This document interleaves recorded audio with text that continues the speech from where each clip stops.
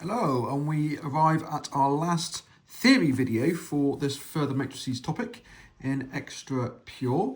And today we're going to be looking at the Cayley-Hamilton Theorem. Quite simply, the Cayley-Hamilton Theorem states that a matrix satisfies its own characteristic equation. This is something that you need to know. You do need to know this definition. You could be asked to state the Cayley-Hamilton Theorem. You don't need to prove it. I'm going to prove it's true for the 2x2 case. By just brute force. I'm not going to do the 3x3 case or anything higher, but this statement is true for all matrices, all square matrices. Okay, so we've got general 2x2 matrix, and I'm going to first of all evaluate the characteristic equation. So we're going to have A minus lambda times D minus lambda minus BC is equal to 0. And that's going to give us that lambda squared minus A plus D lambda plus AD minus BC is equal to 0. Okay, so if this matrix, let's call it M so that we can refer to it, if this matrix satisfies its own characteristic equation, i.e. if the Cayley-Hamilton theorem is true, if Cayley-Hamilton theorem is true, then this implies that the matrix squared subtract A plus D times the matrix plus AD minus BC, but it is a matrix equation, so I need to times that by I, that will equal the 0 matrix. Okay, if this is true, if the Cayley-Hamilton theorem is true, then this will be true. Okay, and in fact, go the other way as well. Okay. Okay, so what we're going to do is we're going to find the square of m, and then we're going to put m squared, m and I into this equation and show that this does indeed equal the 0 matrix. So m squared, that's this matrix squared, is equal to, excuse me, a squared plus bc, ab plus BD, AC plus CD, and BC plus D squared. Okay. Now taking this and putting it into here, it's going to get very algebra heavy very quickly. So we're going to have A squared plus BC, AB plus BD, AC plus CD, and BC plus D squared, plus A plus D times M, so that's A plus D times M, now M is just ABCD, plus that times I, so that's going to be AD minus BC, oops, that's a big bracket, times 1, 0, 0, 1. Okay, and we're going to evaluate this. So combining all the pieces together in their element positions, we're going to get in the top left A squared plus BC from this M squared. We're going to get A squared plus D. Oh, sorry, it should be minus that. Minus A squared plus AD. And then we've got this minus plus AD minus BC. So that's the top left element. At the top right element, we're going to have AB plus BD, subtract AB, subtract BD, plus 0. Bottom left, AC plus CD, minus AC, minus DC, and then plus 0. And then in the bottom right, we're going to have BC plus D squared, minus AD, minus D squared, plus AD, minus BC. And we can see that in each of those four pieces, everything cancels. So the A squared cancels with the A squared, the BC cancels with the negative BC, and the minus AD cancels with the AD. So that's 0. AB minus AB, BD minus BD, 0, AC minus AC, CD minus CD, 0, BC minus BC, D squared minus D squared, and minus AD plus AD is all 0. So therefore, this equals 0, 0, 0, 0 for all A, B, C, and D. Element of the complex numbers, really. I've not specified that A, B, C, and D have to be real. So there we go. That's kind of a brute force proof of the Cayley-Hamilton theorem on the 2x2 matrix. As I said, I'm not going to do any proofs of the bigger ones. It's better not to do it by brute force for 3x3 or more, although obviously it is possible because the algebra just gets really messy really quickly. But the important bit is a matrix satisfies its own characteristic equation. All right, let's have a look at some examples. So, example number 1. We're going to find the characteristic equation of this matrix here, and then we're going to use the Cayley-Hamilton theorem to find integers a, b, c, and d such that these two statements are true. So m squared in terms of m and I, and m cubed in terms of m and I. Okay, quite a standard question, which might come up on the Cayley-Hamilton theorem. So first of all, we're going to find the characteristic equation. So that is det of m minus lambda I is equal to 0. That's the determinant of m minus lambda I. So you've got to imagine the minus lambdas on the lead diagonal. Set that equal to 0. That's going to give us lambda squared. And I've got minus 2 lambda plus lambda is minus lambda. And I've got minus 2 minus 4 is minus 6. And that is equal to 0. So that's my characteristic equation of this matrix here. Okay. From there, what we're going to do is employ the Cayley-Hamilton theorem, which says that a matrix satisfies its own characteristic equation. So m squared minus m minus 6i is going to equal the 0 matrix. And we can use this to express m squared in terms of m and I, okay, just as we want up here. So that implies that m squared is going to equal m plus 6i. So if you want to conclude a is 1 and then b is 6, but you wouldn't have to state that. Okay. And then part B2, we want m cubed in terms of m and I. What we can do with this equation is we can times it by the matrix m. So for B part 2, I can say m cubed is going to equal m squared plus 6m. That's just taking this equation and timesing it all by m.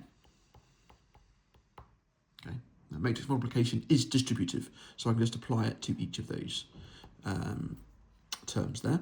That's fine. But look at the question, we want m cubed in terms of m and I, not m cubed in terms of m squared and m. So we use this definition for m squared to get rid of the m squared and have it in terms of m and I. So that's going to be m squared, which is m plus 6i. That's m squared, and then plus 6m. So that gives us 7m plus 6i. So if you like, C is 7 and D is 6. But you wouldn't have to state that explicitly. Leaving it like that is fine. That's the answer there. Okay, that's that question. All right, example number 2. A 2x2 matrix has eigenvalues -1 and -4 with corresponding eigenvectors 7, 2 and 3, 1. Okay, we're going to find the matrix first of all. So for part A, we resort back to our theory that we learned in the last video, which is the diagonalization process. The matrix is going to be equal to the matrix of eigenvectors, which in this case is 7, 2, 3, 1, multiplied by the matrix of corresponding eigenvalues, which in this case would be -1, 0, 0, -4, multiplied by the first matrix inversed. So 7, 2, 3, 1, inversed. Okay, let's carry out this calculation. That's going to be equal to minus 7, minus 12, minus 2, minus 4. Multiplied by this inverse, its determinant is 1, 7 minus 6. Swap the lead diagonals, and then change the sign of the non-leads. And we can carry out that product. Minus 7 plus 24, 17.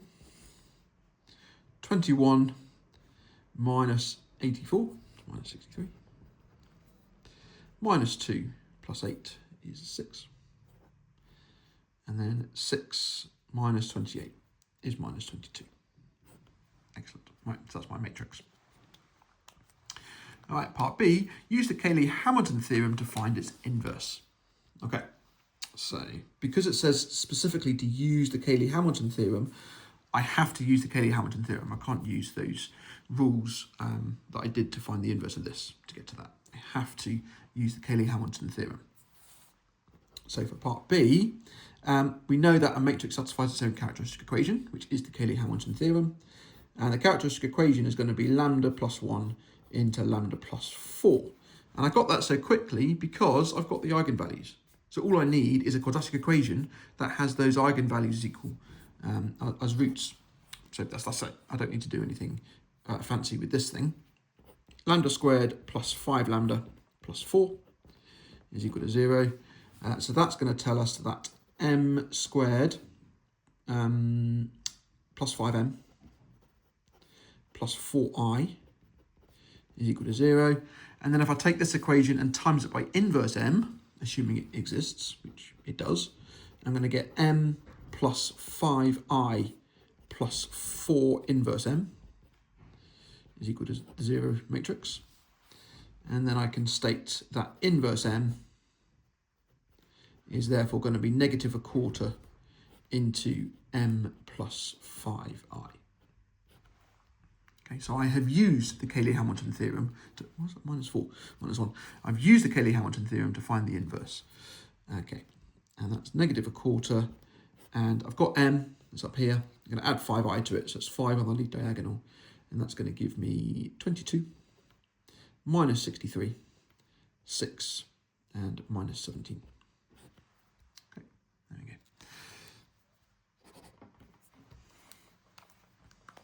All right, example 3. Matrix P is 3 by 3 with eigenvalues minus 4, minus 2, 2, and corresponding eigenvectors. You can see that. We're going to find P. So very similar to the question before, except it's a 3 by 3 matrix. So I'm going to say P is going to be equal to the matrix of eigenvectors, which you can put in any order. So there's 6 possible matrices that you could put for this first matrix. I'm just going to stick with the order that they're given in the question. That's what probably 95% of the people doing this question would do. I'm going to times that by the matrix of eigenvalues. So in order, we've got minus 4, 0, 0, 0, minus 2, 0, 0, 0, 2. And then we're going to times that by the inverse of the first matrix. Again, this is all taught in the diagonalization video, which is my previous one in this course. Inversed. Okay. All right. Right, let's carry out this product. So I'm going to carry out this first product, and then I'm going to use the calculator to state the inverse of that. So I've got minus 4, minus 2, 2, minus 4, minus 6, 4, minus 4, minus 14, 6. It's quite easy to do a product when one of the matrices is a diagonal matrix. Right, and then we want this inverse. So what I'm going to do is on my calculator, I'm going to push mat/vuct 3 by 3, and I'm going to type this matrix in. So I've got 1, 1, 1, 1, 3, 2, 1, 7, 3, and I'm just going to raise that to the power of -1, and that will actually give me the inverse quite nicely. Okay, I'm noticing that all of these elements here, the the largest multiple of all the denominators is 2, so I'm just going to take a half out. So that's going to be 5 minus 4, 1, 1, minus 2, 1, minus 4, 6, minus 2, and I've left the half out there. Okay. Right, now I need to calculate that product, which is going to be easier to probably do on the calculator. So minus 4, minus 2, 2, minus 4, minus 6, 4, minus 4, minus 14, 6. Times that by this matrix here. Oh, I could actually do answer matrix, couldn't I? Yeah, let's do this. 5 minus 4, 1, 1, minus 2, 1, minus 4, 6, minus 2. Okay. All right, so that's the product of those two matrices, but then I have to times it by a half to give me my matrix P. Okay. So that is negative 15, 16, negative 5, negative 21, 26, minus 9, minus 29, 40, and minus 15. Just be careful, if the question asks you to determine the matrix P, then you would be expected to show a good level of working in this process. But if it says find P, then actually you could probably just plug that straight into the calculator, state the answer, and get full credit. Just be careful with your command word to make sure you're answering what's been asked. Okay, part B. Show that P satisfies its characteristic equation. So just like before, we've got our 3 eigenvalues. So I can state the characteristic equation as being the cubic, which has those roots. So the characteristic equation is going to be lambda plus 4 times lambda minus 2 times lambda plus 2 equals 0. And that's going to give me lambda cubed plus 4 lambda squared minus 4 lambda minus 16 equals 0. So for this matrix to satisfy its own characteristic equation, we require P cubed plus 4p squared minus 4p minus 16i to equal the 0 matrix. Okay, so if this matrix is going to satisfy its own characteristic equation, then this must be true. So what I'm going to do is I'm going to take this matrix and cube it in the calculator and square it in the calculator and then put those 4 matrices in here. Okay, I obviously being the identity matrix. So put that to the side. I'm going to say P, just so it's on the screen, we've got minus 15, 16, minus 5, minus 21, 26, minus 9, minus 29, 40, and minus 15. Okay, right, and we want P squared, and we're also going to want P cubed.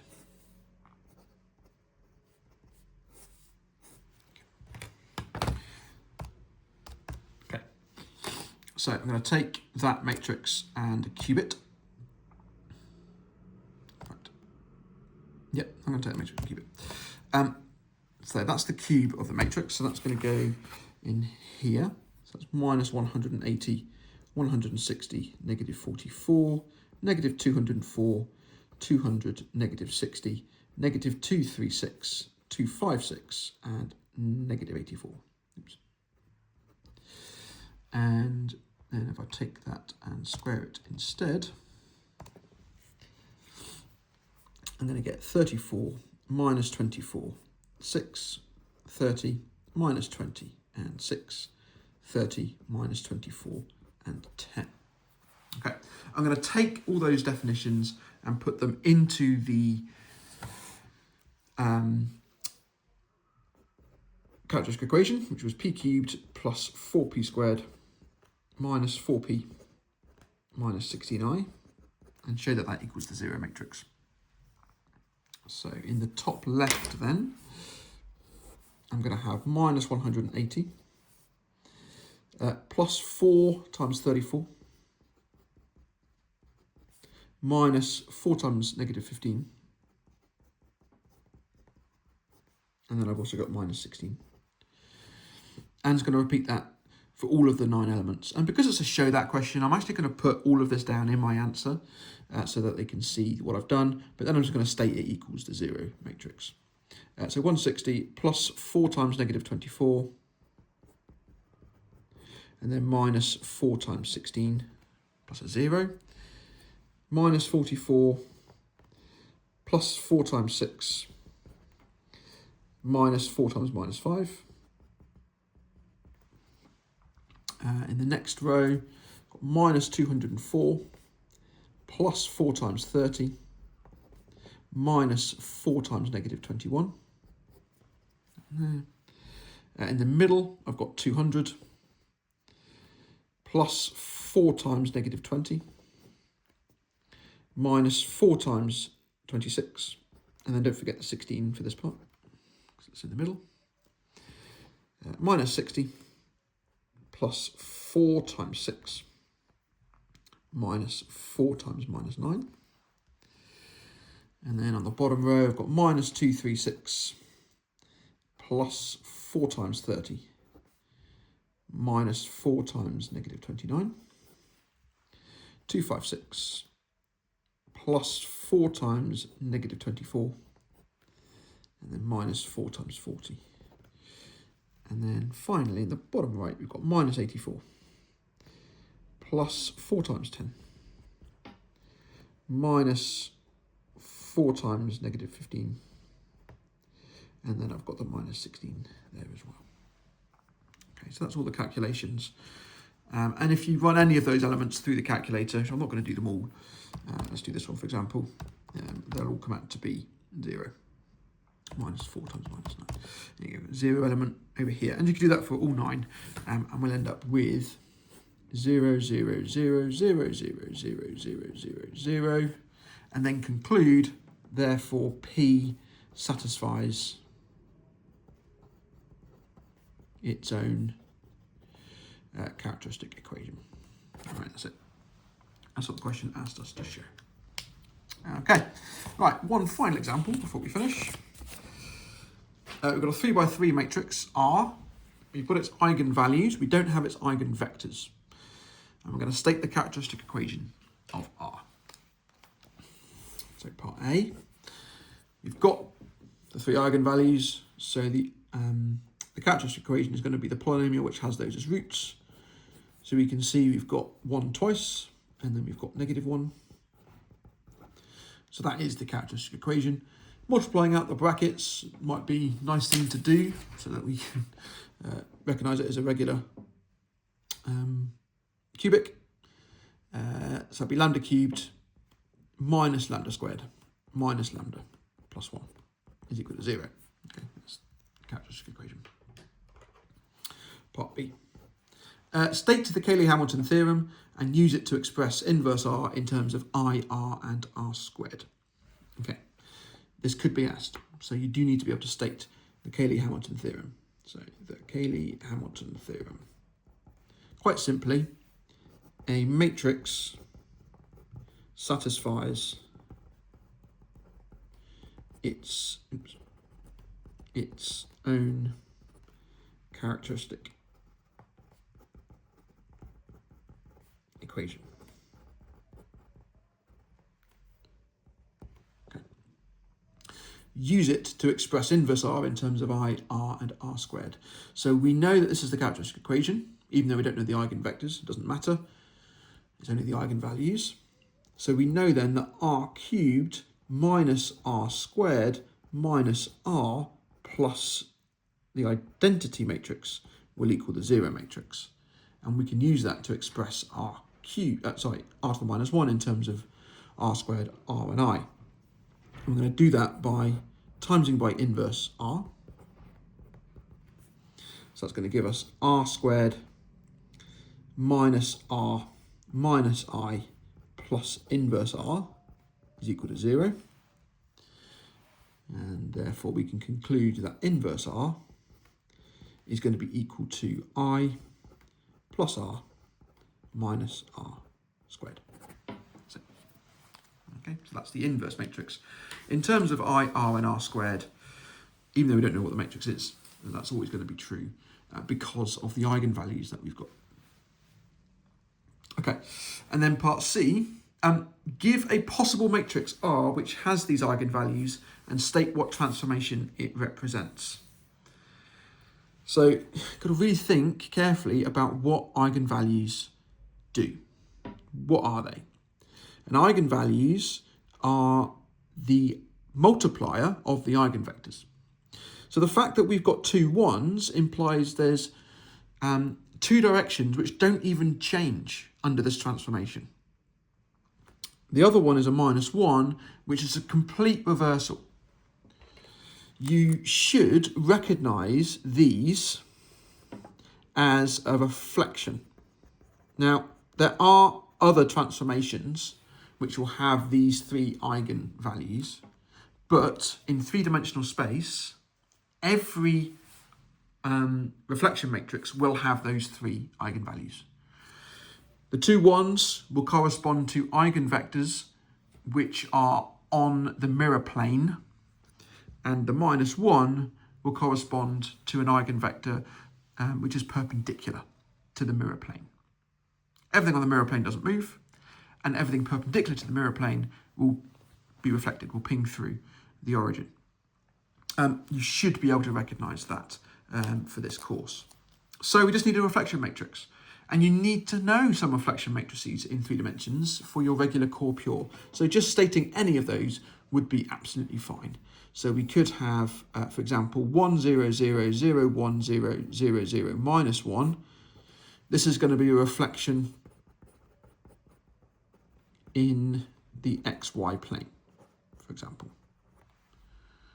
So the one on the x-axis, one on the y-axis, neither of them move, and the one on the z-axis has popped through. So the XY plane is the mirror line.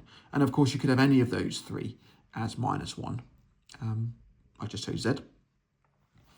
Or we could have a reflection in a bit more of an oblique plane. So we could have 0, 1, 0, 1, 0, 0, and 0, 0, 1. If nothing in the Z direction changes, but you should recognise that as a reflection in the line y equals x from the 2-dimensional case. So therefore that is going to be a reflection in the plane y equals x.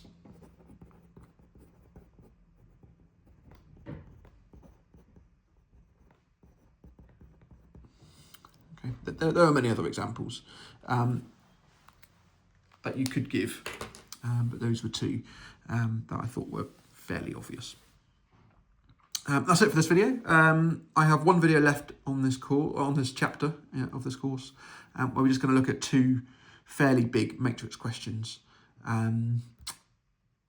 which draw on quite a few of the different topics that we've looked at over this course.